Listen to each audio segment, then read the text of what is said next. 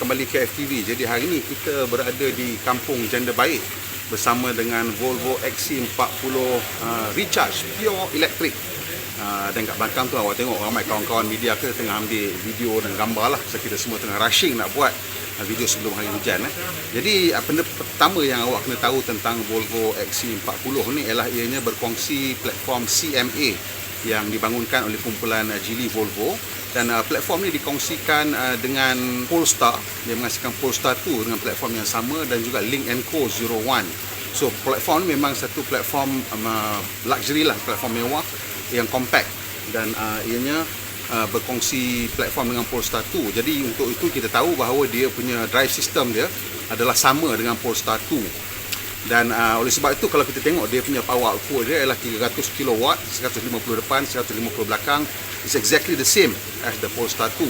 Dan dia punya bateri capacity 78 kW pun tak silap saya sama dengan Polestar 2. Dan ini menghasilkan satu kereta yang mempunyai banyak kuasa sebenarnya. Pasal 300 kW tu ialah 402 kuasa kuda, lebih kurang macam tu lah.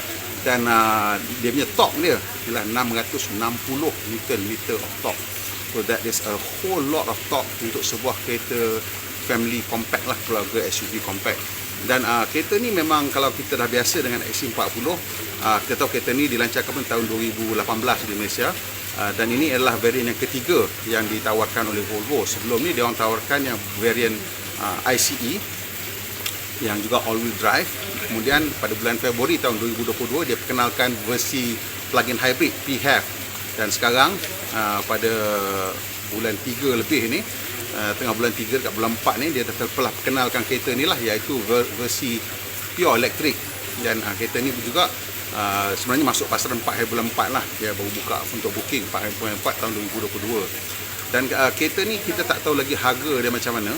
Tapi yang menariknya kereta ni ialah kereta yang dipasang secara tempatan, iaitu CKD. Dan apabila dia memasang kereta ni secara tempatan, maksudnya dia akan mendapat menikmati pelepasan cukai untuk kereta elektrik kerajaan Malaysia bagi pelepasan cukai 100% untuk duty import, juga 100% untuk duty excise dan juga untuk road tax. Jadi kereta ni kalau awak beli sampai tahun 2025 tak ada road tax. Dan untuk Volvo pula dia menawarkan kereta ni tanpa duty excise dan tanpa import tax sampai 2025. Jadi untuk Volvo dia orang telah mengambil keputusan untuk membawa kereta ni masuk sebelum lagi structure duty ni diperkenalkan. Tapi of course dia orang pun mestilah ada kan orang-orang dalam government yang dah mereka diberikan hint lah bahawa ini akan berlaku lah. So betul dia orang punya keputusan lah, gamble juga, pasal kalau tak jadi susah untuk dia orang. So dia gamble dan untung untuk dia orang, the government bagi pelepasan cukai ni sampai 2025. So sekarang ni menjadi kereta produk elektrik, full elektrik pertama yang dipasang di Malaysia. Dan inilah kereta yang akan mempunyai pelepasan cukai yang paling lama sekali lah, sebab dia kereta CKD. Dan untuk itu saya rasa Volvo akan boleh menawarkan kereta ni pada harga yang cukup menarik lah. Sekarang ni kita tengok yang versi ICE itu harga dia 130,000, untuk versi PHEV 142,000 kalau tak silap saya. Dan yang ini kita tak tahu harga dia berapa lagi lah. So I think by Monday itu kita akan boleh tahu harga dia lah. Saya akan letakkan harga ni kat bawah lah, so kita akan bubuh dia punya pricing kat sini sebelum video ni naik lah. Tapi saya expect harga tu tak jauh beza lah. In my mind kalau Volvo nak capture market, dia akan tawarkan produk ni pada harga yang lebih menarik daripada PHEV. Tapi kalau nak kita ikut positioning, then it's probably lebih sikit tinggi pada PHEV lah kan, terms of dia punya positioning, pasal kita assume electric car lebih canggih daripada PHEV. Apapun, ini akan memberikan Volvo satu peluang yang cerah untuk meningkatkan dia punya angka jualan, sebab sekarang ni minat untuk kereta elektrik ni meningkat. Sebagai contoh, ada satu jenama lain yang kita sembang, kita tanya dia orang hanya boleh buat dalam 200 unit kereta, tapi dia kata permintaan untuk kereta dia untuk tahun ni aja mungkin dalam 1000 hingga 1500 unit. So bayangkan beberapa ramai yang daripada jenama tu mungkin akan lari ke sini sebab tak boleh dapat kereta elektrik. Dan untuk yang ini pula disebabkan ianya datang dalam satu package yang cukup menarik, iaitu menggunakan mechanical yang sama dengan Polestar 2. What you're getting is actually a very high performance family SUV. Kalau nak tengok macam mana nak bandingkan performance dia, susah saya nak cari nak fikirkan nak dapat yang kereta sampai 400 lebih horsepower. You kena dapat kereta yang enjin equivalent tu 4 liter setengah baru nak dapat that kind of horsepower. Dan usually itu pun dengan turbo charging, dan you boleh dapat lah kan. Sekarang ni mungkin you beli enjin yang 2.5 liter turbo, 2 liter turbo, boleh dapat lah horsepower macam ni, macam the C43 AMG ke, ataupun ada BMW punya M-Class yang ada turbo, nak dapat power and torque yang macam ni. But of course this is an electric car, so therefore you're getting very linear punya drive, linear power output. Dan nanti bila you tengok lah, bila saya bawa kan kita punya video ni, kita akan tengok macam mana dia punya handling dia, macam mana karakteristik dia, dan how this is so different from the ICE version. Is it different? Awak kena tengok video ni sampai ke penghujung, bahawa saya boleh ceritakan perbezaan dia dari segi sifat, dari segi kemanduan, dan dari segi keselesaan. Ruang pemandu kereta ni agak simple, mudah dia bentuk dia. Kat depan ni kita ada satu digital display, dan kat sini juga ada satu digital display. Di kereta ni sekarang kita dah masuk, dia dah start lah, aircon semua dah start, kita tak payah buat apa-apa, dia tak ada push start button, tak ada apa-apa. Kita masuk je, dia terus start. Jadi bila kita tengok dekat depan ni, very clean lah, dia tak ada push start button ni. Tempat push start button yang untuk kereta ICE dan PHEV, sekarang dah tak ada apa-apa, kosong. So screen tengah ni vertical, typical of Volvo. Kemasan dia juga typical lah, Volvo suka macam ni. Dia ada macam this dial ni untuk dia punya valve, dan ini untuk arah angin lah, kiri dan kanan, atas dan bawah lah. Ni kiri dan kanan, ni atas dan bawah. So dekat bentuk ni dah well established untuk Volvo. So kalau you minat Volvo, you akan tahulah macam mana operate benda ni. Kalau you tak tahu pun, dia salesman boleh ajar lah, agak mudah. Semua sama lah sampai ke tepi sini. Dan ergonomically, ni betul lah saya punya kedudukan, shoulder tak terangkat daripada ni, agak sikit, kena ke depan ni sikit lagi. Ni dah habis dah ke depan. So saya kena kedepankan sikit lah seat ni. Okay, this is my correct driving position. With my optimum driving position, semua saya boleh capai lah. So maksudnya hujung skrin ni pun saya boleh capai tanpa bahu saya terangkat. So that means ergonomically dia dah design kereta ni okay. Tapi kereta ni kereta compact, so selalunya tak ada isu lah tentang reach ni. Memang kita boleh capai semua Swiss, dan semua Swiss mudah difahami. Dekat tengah-tengah ni ada beberapa switch utama. Sebelah kanan untuk sistem hiburan, sebelah kiri untuk sistem adaptive cruise control. Paparan maklumat, kalau kita nak tengok, kita kena on kan. Bila kita on, dia hidup, dan dia ada pilihan untuk memaparkan peta, ataupun kalau kita tak nak, kita hide away dan tak ada peta. Kita boleh juga minta navigation kat sini. So kalau kita call for navigation, dia boleh paparkan kat situ lah. So let's say saya search, saya tulis Saujana, the Saujana Hotel. Loading, dia start loading the route. Kemudian dia start tunjuk maklumat dekat situ lah. So kita boleh nampak dah maklumat yang dipaparkan, iaitu direction. Bila akan ada corner kiri, corner kanan, dia akan tunjukkan kat situ. So kalau kita letak map, dia akan tunjukkan kat map macam tu. So setengah orang confused dengan map, so dia buang map, dia nampak arrow sahaja. So boleh pilih.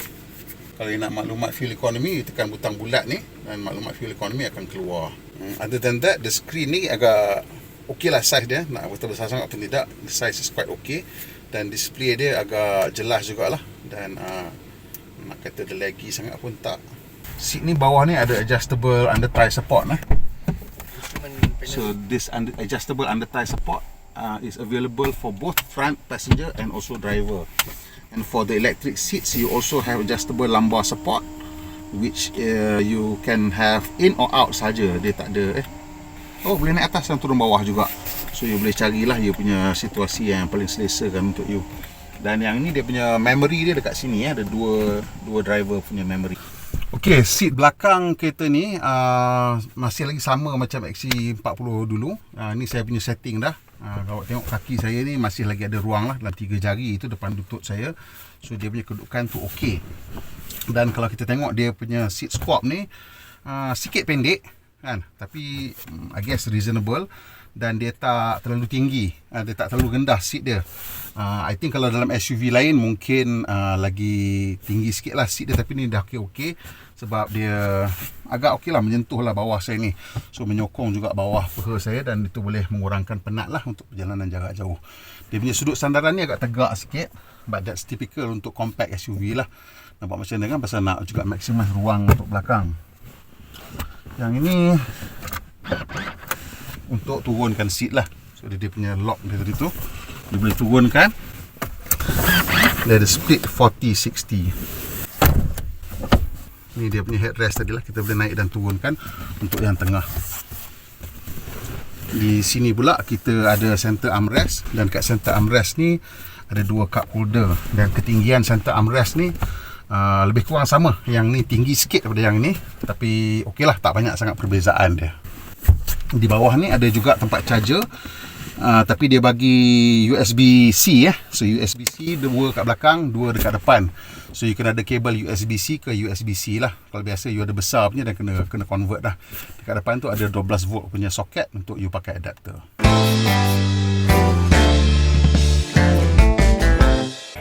Bila kita buka depan, kita akan nampak kosong macam ni lah. Dan ini dia punya front boot dia, ataupun front trunk. So you kena panggil front or fruit. Inilah dia. Sayangnya dia tak ada macam tahan lah. So you tolak je macam tu, dia terbuka. Dan kat sini ialah tempat dia orang tinggalkan charging cable lah. Dan selalunya memang orang letak charging cable kat depan macam ni. Dan yang di bawah ni ialah dia punya tire puncture repair kit. Sebab kereta ni tak ada tire spare. Banyak kereta elektrik ni tak ada tire spare sebab banyak ruang kat bawah tu digunakan untuk bateri lah. Yang ni dia punya kapasiti dah 31 liter. So that's nice. Taklah besar sangat, tapi setakat untuk backpack apa ke tu settle lah, boleh lah. What is interesting is that dekat bawah bonnet ni pun tetap ada sound insulation So ini bermakna that electric motor tu memang ada menghasilkan bunyi lah. Selalunya bunyi macam whining. So itu pun dia orang try to isolate and sorok kan, hilangkan lah supaya tidak masuk ke dalam kabin. Kita tengok boot sekejap. Ada power boot. Dan boot dia ni flat. Kat bawah ni ada sikit ruang lagi tambahan untuk charging cable lagi satu. Dan untuk Volvo dia selalunya boleh angkat macam tu lah. So bila you angkat macam tu, you boleh gantung shopping bag kat sini. Nampak dia letak tu. So you boleh gantung your shopping bag there, supaya lebih mudah lah you punya barang tak bergerak-gerak mata-kata. So ada 3 hook lah basically. 1, 2, 3 hook untuk shopping bag you. Dekat atas the wheel arch pun ada lagi 2 hook Kita tengok kiri dan kanan, dua-dua ada hook. Dan dia ada macam pembahagi inilah, plastik ni. So dekat tepi ni pun kita boleh lagi letak barang sikit lah kat tepi ni. I don't know whether boleh buka ke tak boleh buka. Setengah dulu boleh buka, so dia boleh turunkan lantai ni ke bawah sikit. Tapi yang ni saya tak pasti boleh buka ke tak boleh buka lah. Boleh angkat, tu di bawah dia. So that means this whole thing boleh buka. Boleh angkat lah, simpan. So mungkin boleh buka terus lah lantai tu kot lah. Kalau nak angkat barang lagi banyak ke, boleh lah kot. Dan kalau you notice, ini ada pass through ataupun ski hatch. Jadi kalau you nak bawa barang-barang yang panjang sikit, boleh tarik ni ke bawah. Dan yang ni nanti boleh diturunkan lah kot belah dalam. Basically this is like the center armrest nya. So you tolak, dan nampak tu boleh letak barang-barang situ lah. Ini headrest punya seat mount ni you boleh tolak lah, supaya dia tak mengganggu untuk you letak barang-barang. And of course untuk ni dia lah the mounting top tether dia untuk kita punya child seat lah. Dan juga ada mounting hook kat tepi ni. This normal for even the normal XC40. You boleh tendang untuk buka, tapi kunci kena dekat kita lah. Saya tinggal kunci dalam kereta, so tak berfungsi lah. Dia benda ni kalau you nak set tinggi dia macam mana, this is how you set the height lah. Kalau katalah rumah you bumbung rendah ke, ataupun you ada parking, tempat parking you bumbung rendah sikit, you kata nak dia nak sampai situ je kan. So you tekan ni, dengar dia bunyi Jadi bila dia bunyi maksudnya dia dah set dah. Inilah ketinggian dia sekarang. So kalau you tutup, so kalau you turunkan, nanti kan kita tengok dia naik balik ke arah tu ke tidak. Okay, dah turun. Kita buka balik. Nampak dia naik ke situ juga. Pasal kita dah set dah tadi. Antara benda yang paling best sekali bila you bawa XC40 recharge full electric ni, ialah orang tak sangka kereta ni mempunyai prestasi yang sangat dahsyat. Tapi disebabkan 300 kilowatt tu lebih kurang 402 kuasa kuda and 660 Newton meter torque.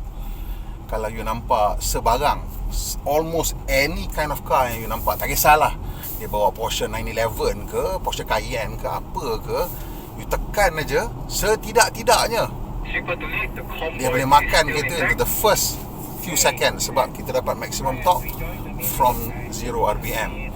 And orang akan terkejut lah tengok kereta dia pergi. Dan kita kena ingat bahawa dia punya powertrain dia sama dengan Polestar 2 So orang cakap tentang charging lah apa semua. Masalah charging ni memang betul satu masalah yang sangat-sangat benar bila kita nak pergi berjalan jauh. Tetapi kalau kita hanya duduk di kawasan bandar untuk ulang-alik kerja, kita charge kat rumah anyway, dan tak ada masalah sebenarnya pasal jelajah kereta ni lah 418 km. Okay, it's WLTP.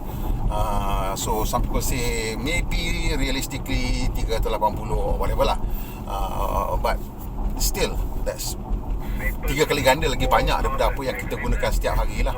So secara realistiknya you boleh charge kereta ni 2 kali seminggu dah cukup lah. Dan Volvo punya Adaptive Cruise Control is one of the better ones. Saya suka Volvo punya Adaptive Cruise Control. Dia somehow tentang Adaptive Cruise Control ni dan any kind of driver assistant and autonomous punya system ni, dia yang paling penting sekali dia punya algorithm. Macam mana the algorithm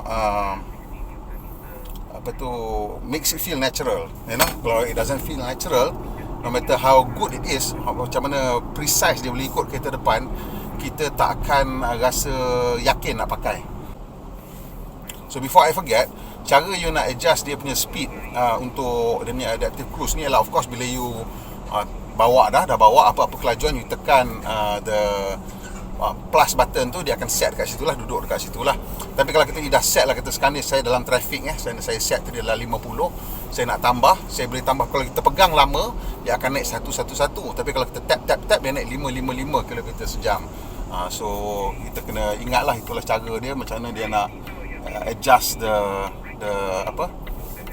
speed. Dan untuk Volvo, dia dah link dia punya sistem ni kepada dia punya signaling. So maksudnya kalau you signal ke kanan, dia akan tengok kereta sebelah kanan ni dia punya speed macam mana. Selalunya sebelah kanan kat Malaysia lah, pasal kita right hand drive, dia lebih laju daripada kiri kan. Jadi you akan perasan dia akan accelerate. Bila kita mula gerak aja steering ke kanan, dia akan mula accelerate the car. Of course, dia also taking into account jarak kereta kat depan lah. Dan bila kita ke kiri, dia akan tengok kereta trafik sebelah kiri, dia slower typically lah kat Malaysia kan. Selalunya trafik sebelah kiri lebih perlahan.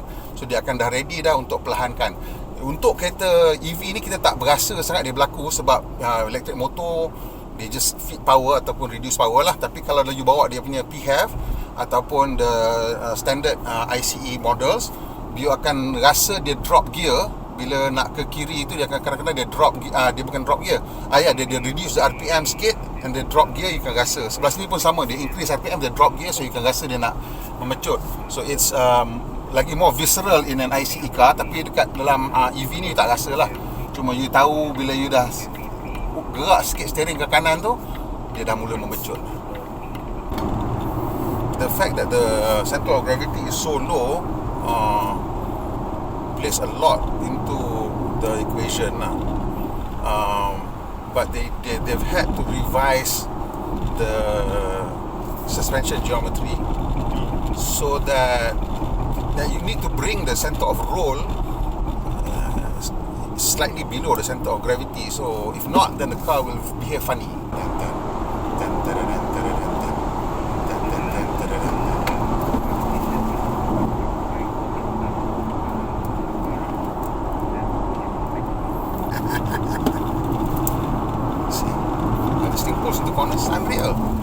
It's unreal the way it pulls into corners. Satu, because it's all-wheel drive, and the torque vectoring, as it were, is far more precise. Would you say that the weight is more centralized compared to the ICE car? Definitely, the weight balance is much better because there's no engine and gearbox on the front axle. No, because the biggest chunk of mass is under the car. So it's just in the center. It's just the weight balance is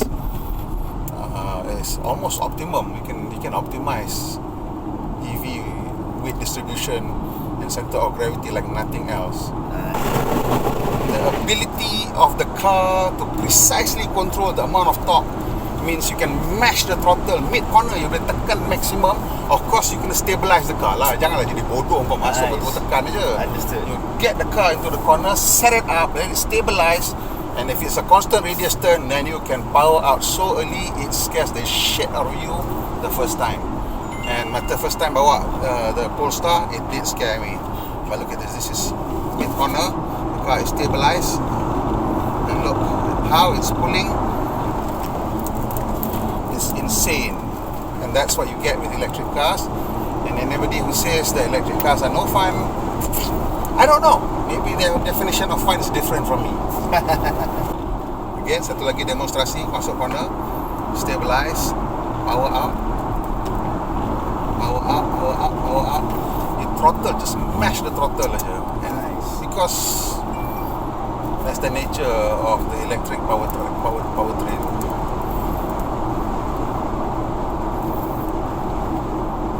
So we're now at about, well, quite a decent speed lah. I cannot tell you what the speed is, but you know, we just mash.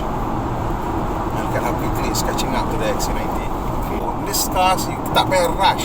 And shocknya you boleh masuk corner slow sebab you boleh power out so early, so there's no real rush. That way you actually really enjoy the car punya balance, the way that it handles.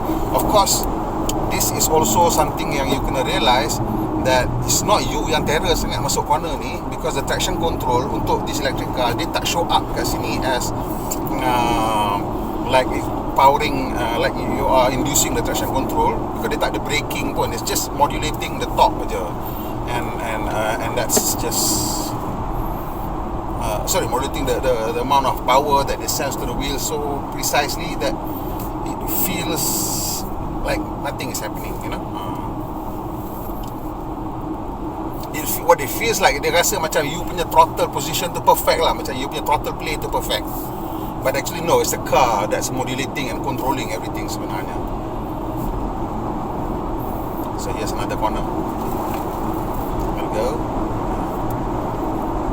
So daripada BHP Gombak tadi, kita ada 88% bateri, dan sekarang bila kita sampai dekat MRSM Bentong ni, selepas buat U-turn, bateri tinggal 68%. Tapi of course tadi kita memandu macam pelesit lah. Kalau kita tak memandu macam pelesit, saya rasa taklah seteruk tu dia makan bateri. Kita hari ni pasal mengikut EO yang best, kita dapat minuman yang sedap-sedap. Say hi to Kenneth. Actually, I nak add. Yes. Tadi Syamsul pandu slow sebab I akan cepat. I tahu dia cepat. Very funny. On record. And what I find in this car, the tire noise compared to the Polestar 2 is less intrusive. So maybe it has better noise insulation compared to Polestar 2, walaupun the same platform. This is the same CMA platform yang they share antara ni, Link & Co 01 and the Polestar 2. This is quieter than the Polestar 2. In terms of dia punya ride quality, because kereta ni berat lah, so dia punya curb weight dia is 400 kilo, lebih berat daripada versi ICE, dan 270 kilo tak silap saya. Dia berat daripada versi PHEV. So bila dia lebih berat, dia punya spring dia kena keras sikit lah, kalau tidak dia akan bottom out kan. So when you have slightly firmer spring tu, of course you boleh tune still like a multi-rate spring apa ke, but still dia punya secondary ride tu ada sikit firm sikit lah than the standard car. But that is to me not an issue, sebab this car has way much more power and torque, so you do want a little bit more feedback from the car. And bila you get that you get the secondary ride tu keras sikit, it's more granular lah, the feedback you can rasa jalan tu better.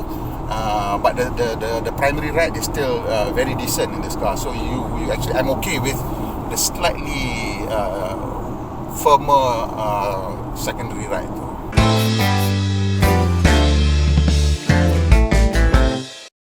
Okay, so sekarang kita nak dengar bunyi kereta ni bergerak.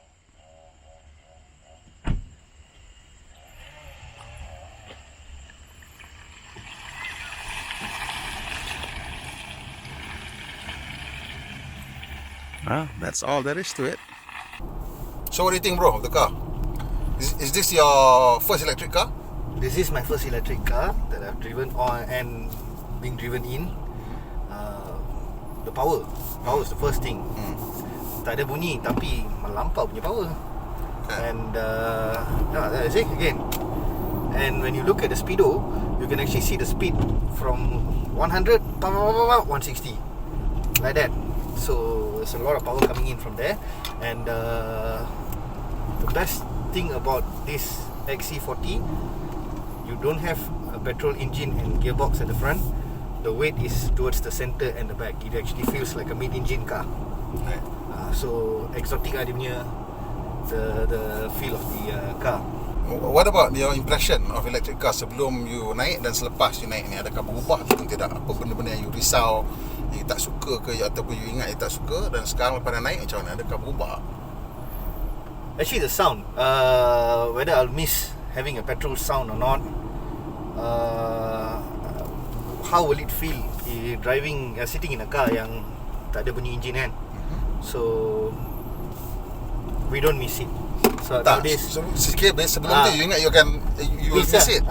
Tapi sebenarnya tak, you tak miss. Sebab kereta sekarang dah senyap dah. Banyak enjin sekarang.